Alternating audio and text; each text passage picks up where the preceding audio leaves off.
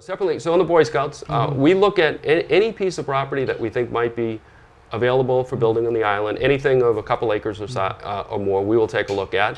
If we can find a need that matches up with that property, if it's suitable, if it's buildable, if it meets all the other tests.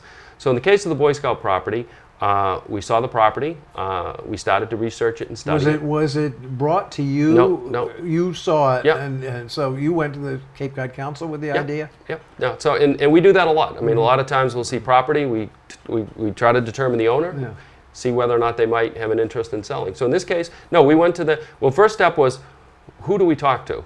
And at least our analysis, and I know this is being questioned now, Right. Our analysis was we thought it was the council, and that was really based on the Boy Scout charter, the way it was written back in the 1800s. I actually looked at it myself. So we went to the council, had a discussion with them. They told us that They got very excited, probably. well, they told us the people in the district are part of the council, and and so forth. So we started the discussion there, but we told them there's complications with this property. The first one is there's language in the deed that says if the property is no longer used for Boy Scout activities, it goes back to the Civic League. Now, studying in that issue, we were told that that language expired after 30 years.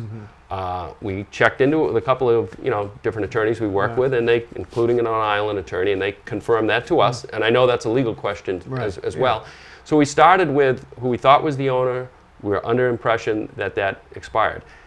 My next meeting on this island, believe it or not, was with, I said, even though it expired, I'm sure the Civic League's going to have an interest in this. So I called Alan Reinhardt. I know Alan. He had actually asked me to help out the Cemetery Commission on a little project a couple of months prior to that. They wanted us to help them build a berm off of Sparks Ave across from our site to shield off some buses. So I knew Alan from that little project that we did. We obviously donated it to the town. And I said, Alan, we're looking at this. There's this language in here in the Civic League. What is, I don't really understand the Civic League. And basically what he told me was, he said, the Civic League now is more like a community organization of all the neighborhood groups. He said, years ago it owned property, but they don't own property now. He said, but, the group that he was involved with in the island that it deals with property is the land bank. So he said, why don't you go see Eric at the land bank? And he said, he being Alan, he said, I'm one of the I think he was the chairman at that time. That's right. So I said, sure, we'll go talk to Eric. So I talked to Eric, and I said, this is what we're looking at doing. I showed him the documents and so forth. And what we did is we actually got into a discussion with them, which evolved into some documentation where we said, is there a way that we can work together on this? And the premise of it was that we would first go through a planning effort. So there's 100 acres of land. The Boy Scout camp was on kind of one far end of it. And we initially said, maybe the fairgrounds end of the property would have a portion suitable for development. It's about a half a mile away. So we said, and we actually put in writing, and I'm happy to give you the documents if you'd like, but basically put in writing kind of a memorandum. We started with a memorandum of understanding that said the first phase would be, we'll look at this, a couple of requirements that were absolute. One is the camp cannot be touched. The second one was, because the whole property is in the Mesa Overlay District, that a minimum of Explain what that is, please. So that's a significant part of Nantucket is in this district, and the intention is you put property in the district because there may be a concern about certain species or plants. So when a property is in that district, before you can do anything with it, you go to the state, they have a Department of Natural Heritage, and you start discussions with them. We said where it's in the district, as a minimum, 2/3 of this property is going to have a permanent conservation restriction on it. So we said at best case, from a development standpoint, 1/3 might be developable. So in this memorandum that we put together, we said the camp would be preserved, a minimum of 2/3 would have a conservation restriction on it. In addition to that, the land bank brought up a couple of other items that might be important to the town. There's a trail system that comes from the water up South Shore Road, ends at the intersection, and then you have the state forest on the other side. They said, what about trying to connect the trail systems through this property? So that was listed as an item that would make sure that is part of the planning process. And then there was also another one, which was the town may have a need for some property, which we know I've seen in the past couple of years. So we isolated at the time. And then they can't figure out what to do with it, but that's all right. But we carved out, we said somewhere in this planning process we'd carve out about 3 acres for the town that the land bank would have the right to designate to them. Now, after all those items were accounted for, and after we went through the MISA process, if we had a piece that could be sold, then that would be the piece we'd focus on from a development standpoint. And the way the agreement worked, and this is these documents are all with the court, they're all public. Yeah. You know, what we did is that Boy Scouts said, well, how much can we get paid for this? And we said, well, what we'll do is The Boy set a Scouts on the Cape? on the council. Yeah. Yep. They said we'll set a base price, but then once the property is identified, we'll have it done a fair market value appraisal that they would do, and if it was above that, which it likely would be, it would go to fair market value. If it was below that, we stick with the base price. So that price was $5 million. I know there's been some discussion. People thought we were buying it for 3.5. That wasn't the case. The documents with the court are very clear. It's a base price of 5, but adjusted up to fair market value. So us as a developer, when we were starting at that phase, we said, you know what? Obviously, this is a sensitive piece of property. There's a number of interests. The Civic League had an interest in it. But why not get the land bank involved, try to go through a methodical process, protect the camp, put the conservation restriction on, the trail, the land for the town, and then finally, possibly a development piece. We would not have purchased it until it went through the full permitting process with the town, went through all the reviews that were necessary. But then at the end of the day, you know, the funds were very important to the Boy Scouts. I mean, they felt that those funds would be helpful to them to deliver the programming, improve facilities, and you know, at the end of the day, it's really about the Boy Scouts and the kids. So, Well, not the boy, but the view here is it's not about the Boy Scouts on the Cape. It's about the Boy no, Scouts here. and I agree. I mean, I guess we didn't get involved in the discussions between the two groups. You know, since then, I know the litigation started. We are not a party to the litigation. There was one point in the litigation that we were involved, and what happened was, partway through the litigation, the parties got together, and the three parties really are the Civic League, the Camp Richards Association, because the deed is in their name, and the Boy Scout Council from the Cape. And they got together and they said, let's simplify this and file a joint motion with the court. And what the joint motion said was, we want the court to decide two things: who owns the property, and did that language expire or not? And they said, we also want to know, once the court makes that decision, which direction things are going to go. So the Nantucket Land Council put together a conservation restriction for the whole 100 acres, and that was filed with the motion. So it was clear that if Camp Richards is determined to be the owner, that document be immediately recorded and we're done. On the other hand, if the court had to make two findings, they attached our purchase and sale agreement, which had all the terms, including the planning process and setting aside the land for the camp, the conservation restriction. So all that's in the agreement. They said, if the court decides two things, one is the council is the owner and the language expired. So we needed both of those to occur, because you can have a circumstance where the council is the owner, but the language is still in effect. But if it expired, then our purchase and sale agreement would be effective. So, and all parties agreed to that. So, you know, I know there's a big dispute on this locally, and a lot of emotions, and I can well understand that.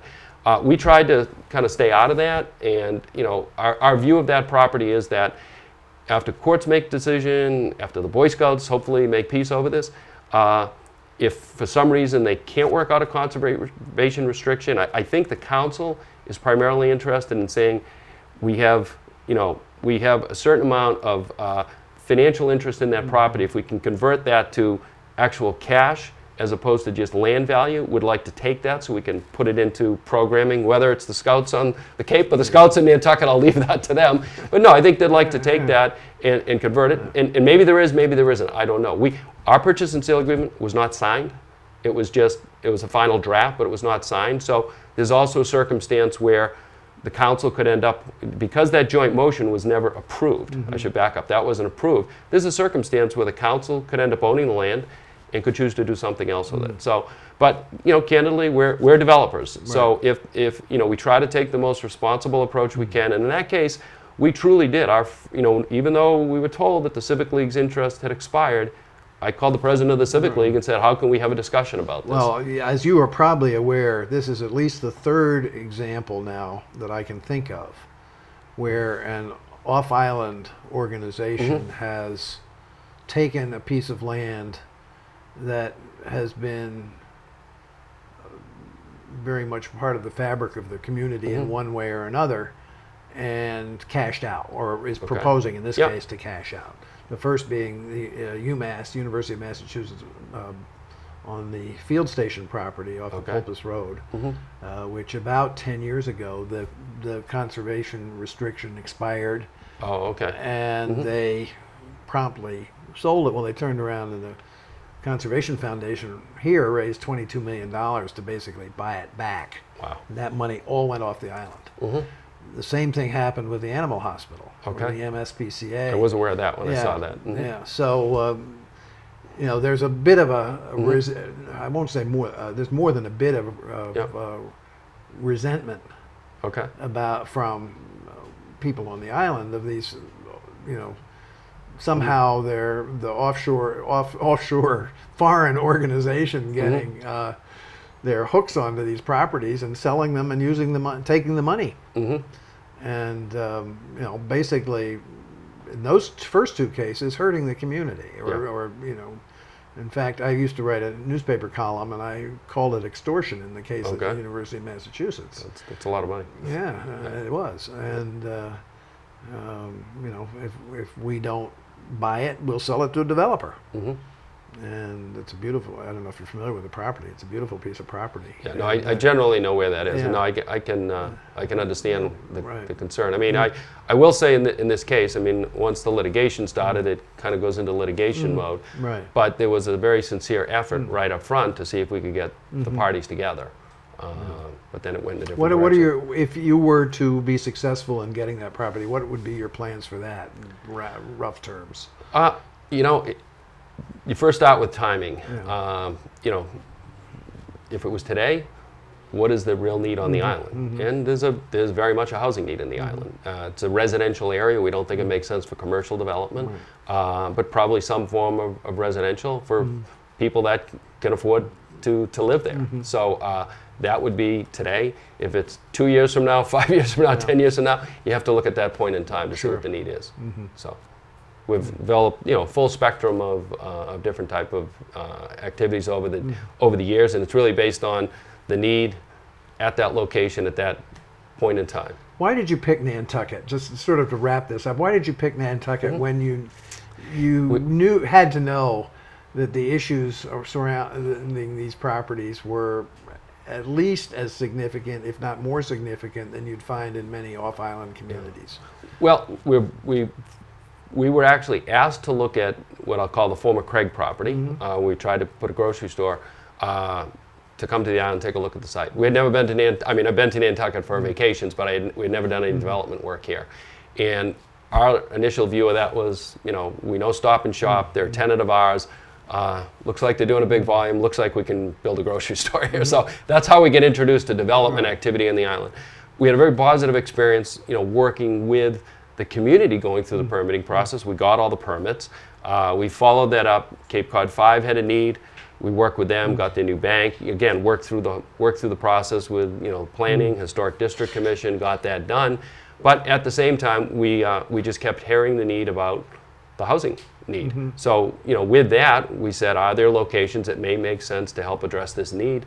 Quite frankly, when we saw the town's report on the workforce housing needs study, it's a very, very well done document, very concise, very clear.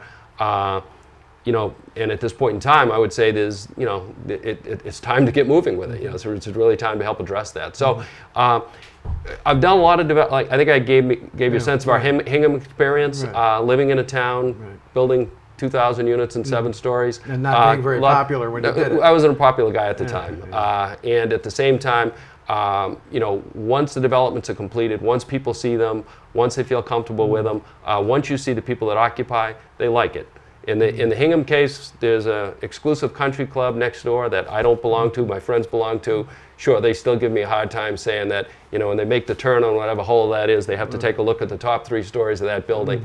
But I know the people that are living in the top 3 stories of that building, and so there's always challenges in the development world. What we find is that the more people we talk to, the better we can move forward with the process. I don't like to send out a team of consultants that listens to the people. Anybody on this island that has any question, any concern, please call me. and I'll come out and see you, and I will talk to you, and I'll do my best to see if we can work with you to address, real concerns, but at the same time, try to meet the need that's out here. Very good. So- TJ McKinnon, why don't we wrap Okay. it up with Okay. that? Well, And great. thank you very much Thank you very much for- sharing your information and Okay. plans with us. This is all for you if you'd like it. Um, I need this back. You take that. I'll keep this. You can have the others. Okay. I know this.